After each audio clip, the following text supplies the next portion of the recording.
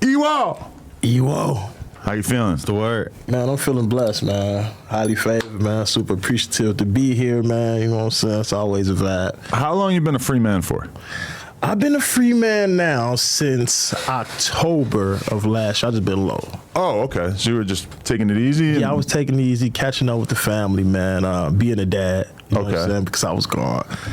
Shout out to my kids. Shout out to Lil Sam and Soraya. But I was being a dad. So, just going through a different phase of my life, getting things back together, getting back balanced. Uh-huh. You know what I'm saying? After you get out of the joint, you gotta take a little time to get your shit together. Yeah, because at my big age, sometimes you gotta reassess things. You know, can't keep going through the same cycle over and over and over. And I feel like proper preparation. So, okay, we're gonna go back in time, but in terms of recent history, you and Reckless went on a legendary interview run that even had your face appearing on the Joe Rogan podcast, which is pretty unprecedented. I don't think anybody Shout out Joe Rogan. Nobody from the drill scene ever been on Joe Rogan's podcast. Now, granted, you had to talk about spraying somebody with a Glock dookie in order to get there, for sure, but still pretty legendary. So then, after all that interview hype and stuff, like how long was it before you got caught up, and why'd you get arrested? I would say after that interview run, I would say about 8 to 9 months after that. Oh, okay. We were working on the project in between that, doing shows here and there and stuff like that. I got arrested for allegedly going on a high-speed chase and getting into a 3-car accident, and yeah. No. So they tried to pull you over, and you were in possession of things that you didn't want to be pulled over with? Allegedly. Right, because I was not caught with anything. I didn't get arrested for firearm, anything. So you got a good arm on you?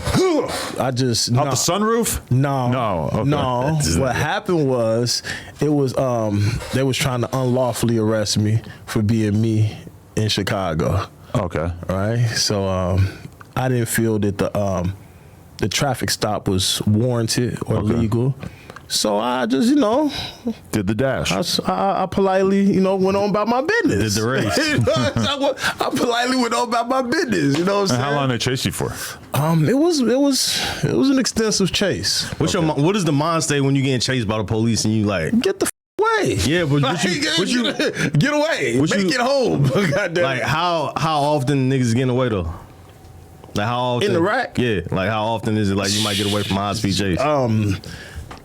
You're gonna get away 9 out of 10 times. 9 out of 10? But it only takes one time because to go to they jail. can't really like chase you as aggressively as they probably want to. They have to give up at a certain point. That's part of it, and experience. When you have so many high speed chases, you kind of know how to get away. You know what I'm saying? As a white person, crazy. I assume that there's just no way. The cops were to try to pull me over. It's over. I have absolutely no reason. Like I would never be able to get away. So I really admire the confidence that you're like, hey, fuck it, like I can do this. It's like it's what's going on, right? And they have your license plate number as well, right? I mean, it's what's going on. Yeah. And I'm not promoting it though, right? I'm not promoting this. Yeah. Hey, if you getting yourself in a situation, man, pull over, let the people do their job. You know what I'm saying? Hopefully you clean, you going about your business. But in Chicago, it's what's going on. High speed. Survival, man. And that's crazy. That it's a survival situation on a day-to-day basis. You wake up and just think, I got to survive through the day. So was it tough going to jail, being that you experienced more this time around in terms of just being around some fancy shit? You've been in the No Jumper studio. You've been around Remo. You ate the caviar with Rico Reckless, etc. This is our first time actually meeting though. I feel like this was my worst time of all my times. And I done did 5 years straight, right? I done did 3 years straight. What was this, a year or two? This time was 4 months. Oh, that's 4.5 months. It felt like longer. But I think this was my worst time. Why was it worse than the 5-year bid that you did? Because first and foremost, when they sent me back to prison, they sent me back to the prison that I paroled from, that I did years from. It's niggas down there that got life and 60-some years, and they're still there. So when you walk through the door, it's like, hey, what you doing back? I heard You back? What you doing back? Like, Yeah. the whole 4 months is all I kept hearing.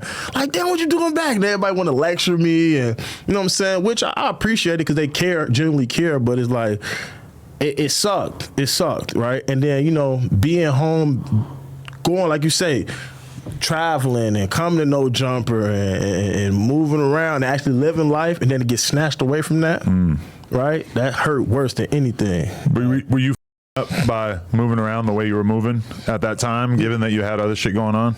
Or was it just No, how it had to actually, be? the way I was moving actually was helping me, right?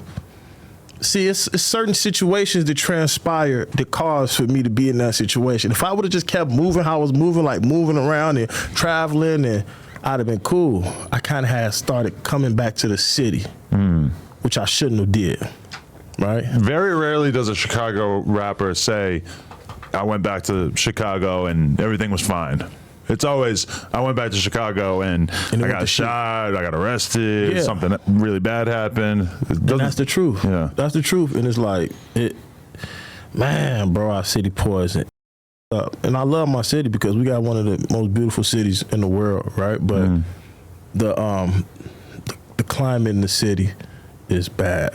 The environment is bad. And it's like, it's like a dark cloud that hovers above our city, and we trying to figure out a way to clear that cloud up and let the sun shine back through, man. Right.